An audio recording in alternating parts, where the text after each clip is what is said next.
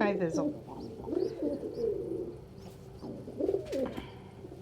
Thistle is still torn between his wife and his hungry peep.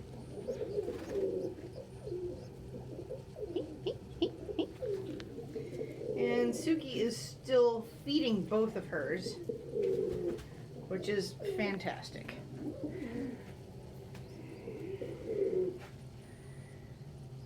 And since both of Couture's parents were ill, I am going to assume that they gave Tritch to Couture. Like I mentioned in part 1, I'm not worried about Couture giving it back to Suki.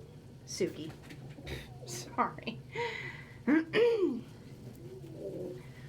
Because pumping is a one-way mechanic. Parents pump into the throats of their peeps. They do not get anything back from the peep. It is damn near mechanically impossible. Hello again, MJ. MJ just likes to walk on me. So, Suki and Wukong and thus Nobu underneath them should be safe, even if Couture is ill. And as long as Couture is fed, they should be okay.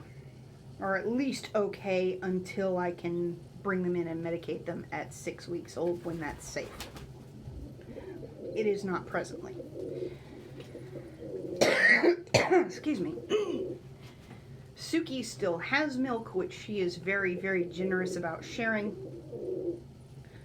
So Couture should resume normal growth now that they're under a productive parent. Now that Thistle's gotten off of me, I'm gonna come bother Cookie's babies. Hi, Cookie's babies. So we thought that these were both out of Pippin.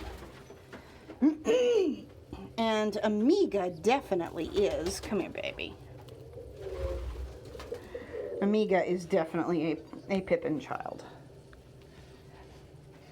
Pippin doesn't carry any pied, as we saw with I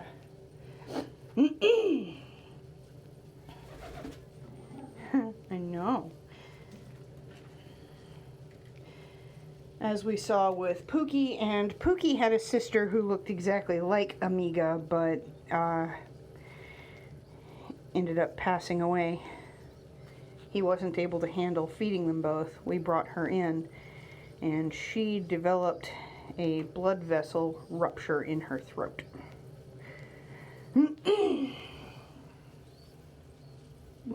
see you down there strutting. He's so excited about his wife in that box and their new eggs. They don't have them yet. He only just tread her yesterday and the day before. So we are expecting eggs from them Friday or Saturday. But this is what we can expect a child between Cookie, who is heterozygous for the bald head variant of Pied, and Pippin, who doesn't carry any kind of Pied at all. So, also because Pippin is blue and Cookie is ash red, this blue child is a female. Here you go, Amiga. I'll tuck you down and we'll get Commodore. Commodore is their first hatch, and immediately you can tell something is a little bit amiss. And for one thing, who does that pattern of piebaldism remind you of?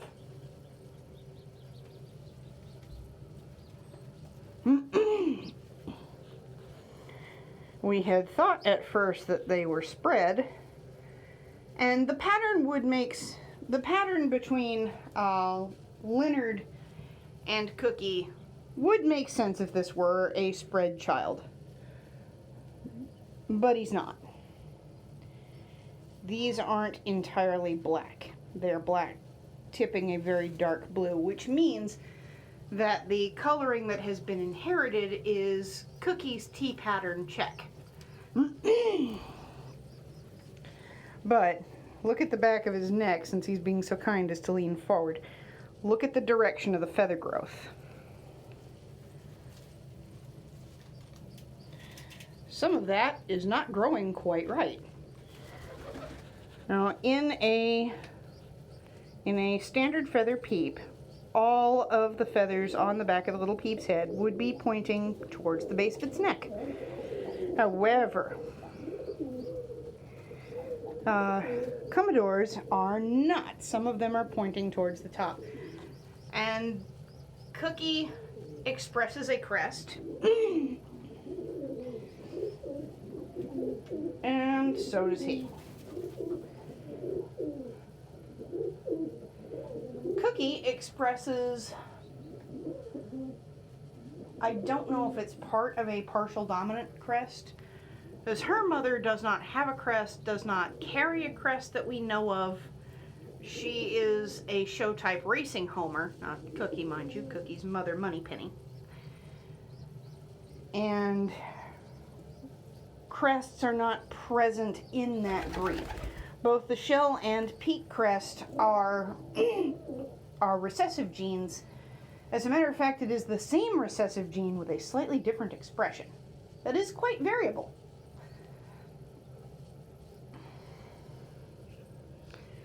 She inherited something between a crest or between a peak and a shell. If I can get her from the front here. Yeah. It looks like a little mohawk with a door in the middle of it.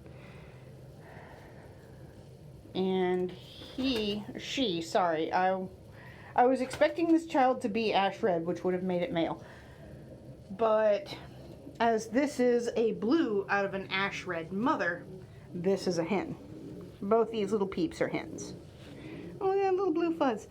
Okay, so if you are trying to figure out if a bird is spread or not, the fuzz will tell you. So here we have the definitely steel gray blue fuzz of a non-spread blue peep. I'll put her down and we'll reach down here and get Patch, who is spread. Hey, Patch. I'll either get Patch or Rogue. Let's get Rogue.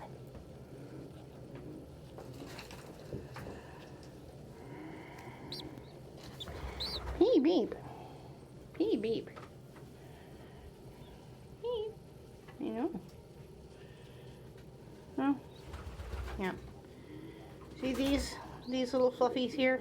These are also black. They will not be black on a not spread bird.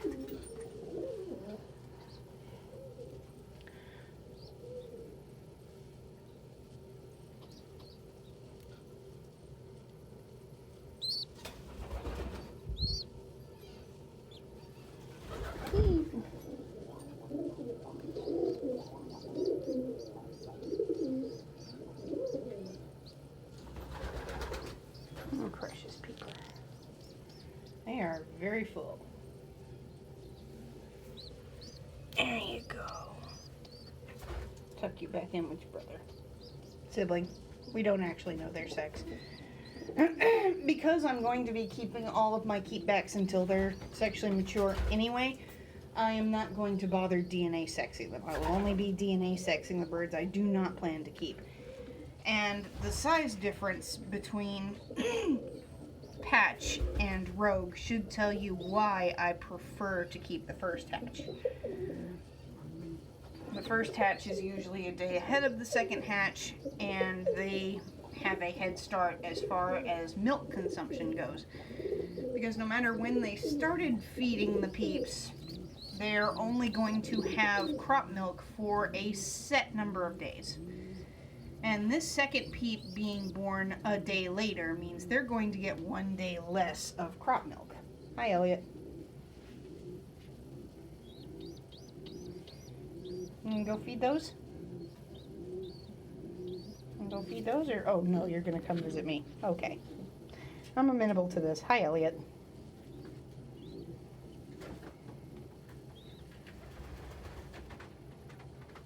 Hi, Elliot. Elliot loves me. And not my eyeball juice anymore. We figured out why that was, and that's why we have the brick. Turns out she was as dead set on getting to my eyeball juice and blood and snot as she was, because she was mineral and salt deficient. So, in addition to the oyster shell grit that we offer them for calcium, we have given them a salt and mineral brick. In brick form and not in crumble form, because they can overdose on salt and kill themselves. They cannot, they physically cannot scrape enough off of the brick at once to poison themselves with salt before the craving for it is satisfied.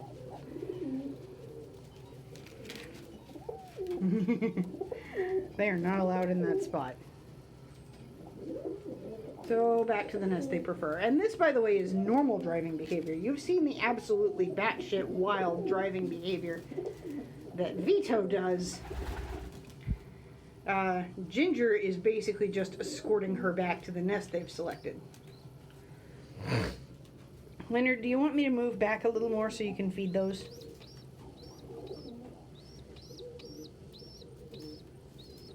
Are you torn between feeding those and... Oh, no. You'll go feed them now.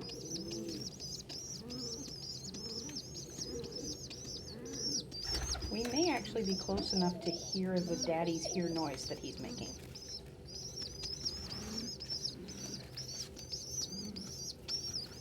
That soft growly sound he's making lets them know that he's full of food and it's for them. He's trying to get them in position so he can feed them. Preferably both at the same time, but if only one gets in, he will feed that one. And it's a good thing that Rogue got in first, because the size difference between Rogue and Patch means that Patch can just shove their dad out of Rogue's reach. And Leonard is trying to get Patch and Rogue to line up so that he can feed them both at the same time. The way we talked about Commodore and Amiga being able to look how much he fed her. Look at that little crop. Look at that ridiculous foob. Now, they're not full. It's damn near impossible to fill them up at this point. But he's got other shit on his mind, specifically his wife. And the next clutch of peepers. We are probably going to document an awful lot of chain clutching.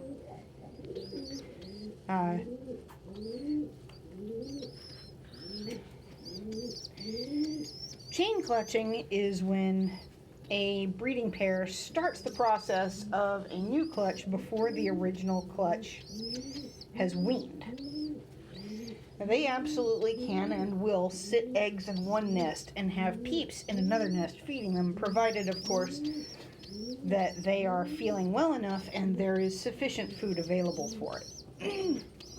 Well, there is, and they are. Oh, hey, Wukong is feeding the peeps now. Okay, good. He's a very good dad. I'm very proud of him. It's okay, Elliot. I moved the camera too fast for Elliot. She's right here next to my elbow, so when I have to turn and look at other birds, if I'm not thinking, my elbow will swing a little too close to her, and she has warned me to cut that shit out.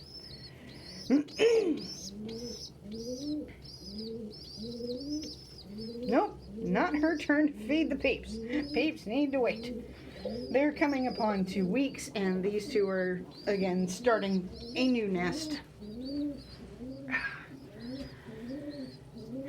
We'll go more into the mechanics of double clutching. So, these peeps will be 2 weeks old tomorrow and Monday, respectively. They will probably lay their next clutch somewhere between Friday and next Saturday. Which will be about the time that these two are 3 weeks old. Or when they are very, very close to 3 weeks old. Peeps can start to self-feed around 3.5 weeks. So usually around 2 weeks, parents start feeding them a little less. And it's gradual. Too close to Pippin's apartment. Which, to be fair, is not a nest they've fought to get. That one with the rock porch, they have actually fought quite viciously to maintain. And I lost my train of thought. Cursed distractibility. Oh, right. So about now, especially since these are nesting on the ground, their parents are feeding them less frequently. You know, enough to keep them growing, but not enough for the peeps to be happy about how much they're getting. They're not pumping them full. And that is intentional. Like, it's designed to frustrate the peeps enough that they eventually go, well, fuck, if you're not gonna feed me, I'm gonna feed my own damn self. Which is especially easy for peeps nesting on the floor. They can just hop down out of their nest and toddle over there and eat. Now, as soon as they come out, they're going to get hazed by the adults. That's one of the first things that happens in a pigeon flock, and it's important for... God bless. That never gets any less funny. And it's important for their development. Love the fucking angel wing strut. That literally never gets less funny. I know that's confusing, Pippin, but those aren't yours.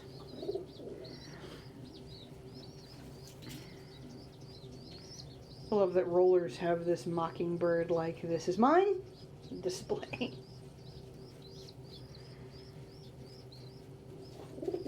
That definitely seems to be a Birmingham roller and a Danzig trait. I have not observed it in any other breeds yet. Oh wait, no, Vorburg shield croppers. Vorburg shield croppers also do the angel wing strut. And it is absolutely hysterical with what amounts to a walking balloon on stilts.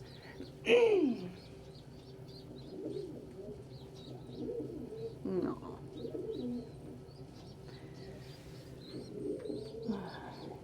Okay. So, back to hazing before I run out of time completely. One of the most important things for a baby bird to learn is who it needs to defer to, and that's what they learn during the hazing period. There needs to always be enough food that no bird, however bastard it may be, can guard all of it when you have a breeding flock. That ensures that peeps can always eat on the fringes. And what peeps are learning when they come down, because everybody is going to take a turn harassing and attacking them. Every single adult will at least get one bite in. And what they learn after that is, okay, which bird is satisfied with just one peck, and which bird will keep pecking until I go away, and how far away is far enough away to make this individual stop compared to this other individual. And so peeps in this manner learn that you're part of the flock, but you're at the bottom of it. And as they grow and develop, see, usually there's several peeps hatch at a time in a pigeon flock. As, you know, we've had this round of several. And peeps form mini flocks among their peers. They jostle for position within the mini flock until they reach about 12 weeks. At about 12 weeks, they start to push back at the adults a little bit. And by the time they reach 6 months, they have fit themselves somewhere into the flock hierarchy. That's very important for their mental development. Hi, Leonard. I would love to go further into that, but we have hit the 20-minute mark and the phone will cut the video off at 21 and a half minutes. So I'm going to go ahead and do the outro. In addition to our clients, adopters, and the residents of our educational discords, we'd like to thank our subscribers here on YouTube, our wonderful patrons on Patreon, the Friends of Our Business page on Facebook. Hey, by the way, we have a new MeWe. Look for the Companion Pigeon Club. We only have 3 members, and it's not public until there's 5, so you'll actually have to look it up to join it.